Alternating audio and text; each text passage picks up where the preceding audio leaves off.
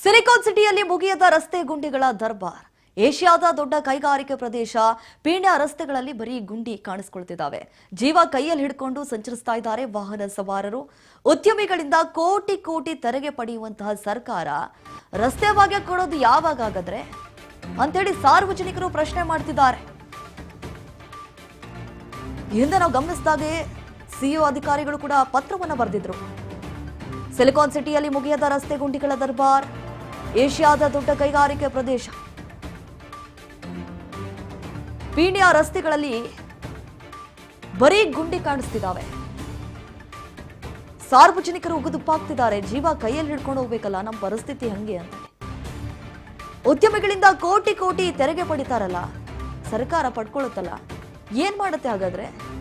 ಯಾವಾಗ ರಸ್ತೆ ಭಾಗ್ಯವನ್ನ ಕಲ್ಪಿಸಿಕೊಡುತ್ತೆ? ನೋಡಿ, ರಸ್ತೆಯ ಸ್ಥಿತಿಗತಿ ನಾವು ಗಮನಿಸ್ತಾ ಇದ್ದೀವಿ. ಎಷ್ಟರ ಮಟ್ಟಿಗೆ ಹದಗೆಟ್ಟು ಹೋಗ್ಬಿಟ್ಟಿದೆ. ಆ ರಸ್ತೆಯನ್ನ ಇನ್ನೂವರೆಗೂ ಸರಿಪಡಿಸೋದಕ್ಕೆ ಆಗ್ತಾ ಇಲ್ಲ, ಬರೀ ಗುಂಡಿಗಳೇ. ಆ ಗುಂಡಿಗಳಲ್ಲಿ ನಾವು ಯಾವ ರೀತಿ ವಾಹನವನ್ನ ಚಲಾಯಿಸುವುದು ಅಂತ ಹೇಳಿ ಈಗ ನಿಜಕ್ಕೂ ಸಾರ್ವಜನಿಕರು ಸರ್ಕಾರದ ವಿರುದ್ಧವಾಗಿ ಚೀಮಾರಿ ಹಾಕ್ತಿದ್ದಾರೆ. ಕಳೆದ 8 ವರ್ಷಗಳ ನರಕ ಯಾತನೆಗೆ ಹಾಗಾದ್ರೆ ಆ ಮುಕ್ತಿ ಸಿಗಲ್ವಾ? ಕೋಟಿ ಕೋಟಿ ತೆರಿಗೆ ತಗೊಳ್ತಿರಲ್ಲ, ಆ ರಸ್ತೆಯನ್ನ ಅಭಿವೃದ್ಧಿ ಮಾಡಬೇಕು. ಕಣ್ಣು ಹಾಯಿಸಿದ ಕಡೆಯಲ್ಲೆಲ್ಲವೂ ಕೂಡ ಗುಂಡಿ. ಏನಾದ್ರೂ ಹೆಚ್ಚು ಕಡಿಮೆ ಆದ್ರೆ, ಏನಾದ್ರೂ ಸಾವಾದ್ರೆ ಇದಕ್ಕೆ ಯಾರು ಹೊಣೆ? ಹಾಗಾದ್ರೆ 8 ವರ್ಷಗಳ ನರಕ ಯಾತನೆಗೆ ಮುಕ್ತಿ ಸಿಗಲ್ವಾ? ಬಿಡುಗಡೆಯಾದಂತಹ ಕೋಟಿ ಕೋಟಿ ಅನುದಾನ ಹಾಗಾದ್ರೆ ಎಲ್ಲಿಗೆ ಹೋಯ್ತು?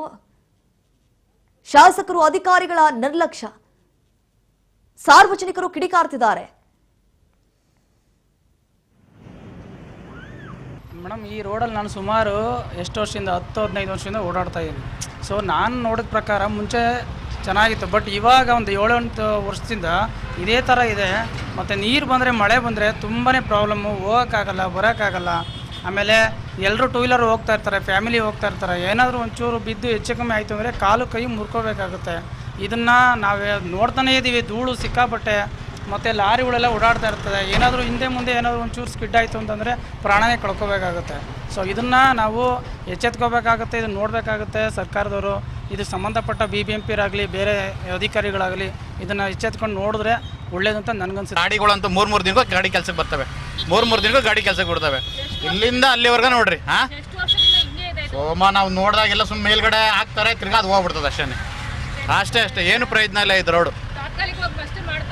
ತಾತ್ಕಾಲಿಕವಾಗಿ ಮಾಡ್ತಾರೆ, ಹೋಗ್ಬೋದು ನೋಡಿ. ಇಲ್ಲಿಂದ ಅಲ್ಲಿವರೆಗೂ ನೋಡ್ರಿ, ಸರಿ ಅನ್ಸಿದ್ರೆ ಮಾತಾಡಿ. ಅದೆಲ್ಲ ಮೋರಿದ್ರಲ್ಲಿ ಇದು ರೋಡ್ಗಳು ನೋಡ್ಬಿಡ್ರಿ ಓಡಾಡೋಕ್ಕೆ. ಆ್ಯಕ್ಚುಲಿ ಈ ರೋಡಷ್ಟು ವರ್ಸ್ಟ್ ಎಲ್ಲೂ ನೋಡಿಲ್ಲ. ರೆಗ್ಯುಲರಾಗಿ ಓಡಾಡಬೇಕಾದ್ರೆ ಓಡಾಡೋದ್ರಲ್ಲೇ ಸುಸ್ತಾಗ್ಬಿಟ್ಟಿರುತ್ತೆ ನಮಗೆ. ಅದರಲ್ಲೂ ಮಳೆಲಂತೂ ಇಲ್ಲಿ ಎಷ್ಟು ಟ್ರಾಫಿಕ್ ನಿಂತ್ಕೊಳುತ್ತೆ. ಮತ್ತು ಆಟೋ ಡ್ರೈವರ್ಸ್ ಅಂತೂ ಎಸ್ಪೆಷಲಿ ಕಷ್ಟ ಆಗ್ತಿದೆ. ಆಟೋಲ್ಲಿ ಓಡಾಡೋ ನಮಗೂ ಸಿಕ್ಕಾಪಟ್ಟೆ ತೊಂದರೆ ಆಗ್ತಿದೆ. ಇದನ್ನು ಸಂಬಂಧಪಟ್ಟವ್ರಿಗೆ ಗೊತ್ತಾಗಿ ಸ್ವಲ್ಪ ಏನು ಸೂಕ್ತವಾದ ಕ್ರಮ ತಗೊಂಡ್ರೆ ಇದು ರೋಡ್ ಒಂದು 5 ವರ್ಷದಿಂದ ಹೀಗೆ ಇದೆ. ಯಾವ MLA-ಗಳಾಗಲಿ ಮಿನಿಸ್ಟ್ರಿಗಳಾಗಲಿ ಯಾರು ಈ ಕಡೆ ಬಂದು ನೋಡ್ತಾ ಇಲ್ಲ. ಮಳೆಯೆಲ್ಲ ಬಂದರೆ ಇಲ್ಲಿ ನಡೆದಾಡೋದಕ್ಕೂ ತುಂಬ ಕಷ್ಟ ಆಗುತ್ತೆ. ಗಾರ್ಮೆಂಟ್ಸ್ಗೆ ಹೋಗೋರಾಗಲಿ, ನಾವು ಹೋಗೋರು ಬರೋರಿಗಾಗಲಿ ತುಂಬ ಕಷ್ಟ ಆಗ್ತಾಯಿದೆ. ಇದು ಒಂದು ಏನು ಹೇಳ್ತಾರೆ, ನಮ್ಮ ಈ ಮಿನಿಸ್ಟ್ರಿಗಳು ಯಾರನ್ನ ಇದನ್ನ ನೋಡಿ ಸ್ವಲ್ಪ ನೋಡಿಬಿಟ್ಟು ಈ ರೋಡ್ ಒಂದು ಹಾಕ್ಸೋಕೆ ಹೇಳ್ಬೇಕು. ಈ ಪೀಣ್ಯ ರೋಡ್ಗಂತ ನಾವು ಬಾಡಿಗೆ ಬರೋದಕ್ಕೂ ಯೋಚನೆ ಮಾಡಬೇಕಾಗುತ್ತೆ. ಬೆಂಗಳೂರಲ್ಲಿ ನಾವು ಪ್ರತಿದಿನ ಗಾಡಿ ಓಡಿಸೋರು ಒಂದು ಗುಂಡಿ ಬಿಟ್ಟರೆ 150 ರೂಪಾಯಿ ಖರ್ಚು ಬರುತ್ತೆ ಮೇಡಮ್. ಎಲ್ಲಿದೆ ರೋಡು? ಗುಂಡಿಗಳು ಹಿಂಗೆ ಸೊಂಟ ಬೆನ್ನು ನೋವು ಬಂದಿದೆ ನಮಗೆ, ಬ್ಯಾಕ್ ಪೇನ್ ಬಂದಿದೆ ಈ ಗುಂಡಿಲಿ ಓಡಿ. ಎಲ್ಲರೂ ಇರಲಿ, ಇಲ್ಲಿ ಹಾಕಿದ್ದಾರೆ ಡಾಂಬರು, ಇಲ್ಲಿಗೆ ಹಾಕಿಲ್ಲ. ನಾವೇನು ಮಾಡೋದ ಮೇಡಮ್? ಯಾರನ್ನೂ ಕೇಳೋಕೆ ಹೋದರೆ ಸಿಕ್ಕಲ್ಲ. ಸೊ ಅದೇ ಏನಾರು ಮಾತಾಡಿದರೆ ದೌರ್ಜನ್ಯ ಮಾಡಿರು ಅಂತಾರೆ. ಯಾರನ್ನೂ ಕೇಳೋದು, ಯಾರನ್ನೂ ಬಿಡೋದು. ನಮಗೊಂಥರ ರಾಜಕೀಯನೇ ಬೇಡ ಅನ್ಸ್ಬಿಟ್ಟಿತ್ತೆ. ರಾಜಕೀಯ ಬೇಡ, ಹೋಗ್ಲಿ. ಇದು ಮುಂಚೆ ಇತ್ತಲ್ಲ ಬ್ರಿಟಿಷರ ಕಾಲ, ಆ ಥರ ಬಂದರೆ ವಾಸಿ.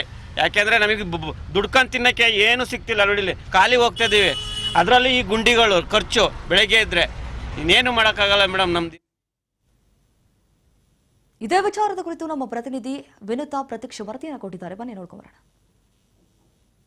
ಭಾರತದ ಪ್ರಜೆಗಳೇ, ನಮ್ಮ ಕರ್ನಾಟಕದ ನಾಗರಿಕರೇ, ಒಮ್ಮೆ ಇತ್ತ ನೋಡ್ರಿ ನಮ್ಮ ಬೆಂಗಳೂರಿನ ಪರಿಸ್ಥಿತಿ ಇದು. ರಸ್ತೆಯಲ್ಲಿ ಅಗಲವಾಗಿ ತೆರೆದಿಟ್ಟಿರುವಂತಹ ಗುಂಡಿಗಳು, ಇದು ನಮ್ಮ ರಾಜಕೀಯ ವ್ಯವಸ್ಥೆ. ಭರ್ಜರಿಯಾಗಿ ನಮ್ಮ ದೇಶದ ನಮ್ಮ ರಾಜ್ಯದ ನಾಗರಿಕರಿಗೆ ಸಿಲಿಕಾನ್ ಸಿಟಿ ಮಂದಿಗೆ ನಮ್ಮ ರಾಜಕೀಯ ವ್ಯಕ್ತಿಗಳು ಕೊಟ್ಟಿರುವಂತಹ ಬಂಪರ್ ಕೊಡುಗೆ 5 ಗ್ಯಾರಂಟಿಗಳೇನಿದೆಯಲ್ಲ ಅದರ ಜೊತೆಗೆ ಬೆನ್ನು ಮೂಳೆ ಗ್ಯಾರಂಟಿಗಳು ಕೂಡ ಕೊಡ್ತಾ ಇರುವಂಥದ್ದು. ನಿಜಕ್ಕೂ ನಮ್ಮ ರಾಜಕೀಯ ವ್ಯವಸ್ಥೆಗೆ ನಾಚಿಕೆ ಆಗುತ್ತೋ ಇಲ್ವೋ ಗೊತ್ತಿಲ್ಲ. ಇವರ ಒಂದು ಬೇಜವಾಬ್ದಾರಿತನವನ್ನು ತೋರಿಸೋದಕ್ಕೆ ನಮಗೆ ಖಂಡಿತವಾಗಿಯೂ ಬೇಜಾರಾಗುತ್ತೆ ಕಣ್ರಿ. ಅಲ್ಲ, ನಿಜಕ್ಕೂ ನಿಮ್ಗೇನು ಅನ್ಸೋದಿಲ್ವಾ ಅನ್ನುವಂಥದ್ದು. ಯಾಕಂದರೆ ನೀವೀಗ ವೀಕ್ಷಕರ ದೃಶ್ಯದಲ್ಲಿ ನೋಡಿ, ಒಮ್ಮೆ ನೋಡಿ ಈ ಒಂದು ರಸ್ತೆಯನ್ನು. ಇದು ಪೀಣ್ಯದ ಸೆಕೆಂಡ್ ಸ್ಟೇಜ್ ರಸ್ತೆ ಜೊತೆಗೆ ಸುಮ್ಮನಹಳ್ಳಿ ಮುಖ್ಯ ರಸ್ತೆ, ಮೈಸೂರು ರಸ್ತೆ ಏನು ಬರುತ್ತೆ ಇದಕ್ಕೆ ಸಂಪರ್ಕ ಕಲ್ಪಿಸುವಂತಹ ಪ್ರಮುಖವಾದ ರಸ್ತೆ. ಸುಮಾರು 2 ರಿಂದ 3 ಕಿಲೋಮೀಟರ್ ದೂರದವರೆಗೂ ಕೂಡ ಇದೇ ರೀತಿಯಾಗಿರುವಂಥದ್ದು. ಸುಮಾರು ಅದು ಇವತ್ತು ನಿನ್ನೆ ಹಾಳಾಗಿರೋದಲ್ಲ, ಇದು ಬರೋಬ್ಬರಿ 7-8 ವರ್ಷಗಳಿಂದಲೂ ಕೂಡ ಇದೇ ಸ್ಥಿತಿಯಲ್ಲಿ ಈ ಒಂದು ರಸ್ತೆ ಇರುವಂಥದ್ದು. ಇನ್ನು ಯಾವ ಮಟ್ಟಕ್ಕೆ ಈ ಒಂದು ರಸ್ತೆಯ ದುಸ್ಥಿತಿ ಇದೆ ಅಂದರೆ, ಪ್ರತಿನಿತ್ಯ ಸಾವಿರಾರು ಜನ ವಾಹನ ಸವಾರರು ಇಲ್ಲಿ ಕೈಕಾಲುಗಳನ್ನು ಸೊಂಟವನ್ನು ಮುಟ್ಕೊಂಡಿದ್ದಾರೆ. ಇನ್ನು ರಸ್ತೆಯ ಪಕ್ಕದಲ್ಲಿರುವಂತಹ ಫುಟ್ಪಾತನ್ನು ನೋಡಿದ್ರೆ ನೀವು ನಿಜಕ್ಕೂ 1 ವಾರ ಊಟ ಸೇರಲ್ಲ ಅನಿಸುತ್ತೆ. ಯಾವ ಮಟ್ಟಕ್ಕಿದೆ ಅದು ಅನ್ನುವಂಥದ್ದು. ಫುಟ್ಪಾತ್ ಅಂತ ಹೇಳೋದಕ್ಕೂ ಕೂಡ ನಾಲಾಯಕ್ಕಾಗಿರುವಂತಹ ಸ್ಥಿತಿಗೆ ಬಂದು ತಲುಪಿದೆ. ಇನ್ನು ನಮ್ಮ ಬೆಂಗಳೂರಿನ ಸಮಸ್ಯೆಗಳು ಬಗೆದಷ್ಟು ಆಳ ಆಗಿದಷ್ಟು ದೂರ ಸಾಗುತ್ತೆ. ಅಂತಹ ನೀಚ ಪರಿಸ್ಥಿತಿಯನ್ನು, ಅಂತಹ ಒಂದು ಭೀಕರ ದುಸ್ಥಿತಿಯನ್ನು ನಮ್ಮ ಬೆಂಗಳೂರಿನ ಜನತೆಗೆ ರಾಜಕೀಯ ವ್ಯಕ್ತಿಗಳು, ರಾಜಕಾರಣಿಗಳು, ಅಧಿಕಾರಿಗಳು ನೀಡಿರುವಂಥದ್ದು. ಎಂತಹ ಭರ್ಜರಿ ಗಿಫ್ಟನ್ನು ನೀಡಿರುವಂತಹ ನಮ್ಮ ರಾಜಕಾರಣಿಗಳಿಗೆ ಒಂದು ಸೆಲ್ಯೂಟ್ ಹೊಡಿಲೇಬೇಕು ಕಣ್ರಿ.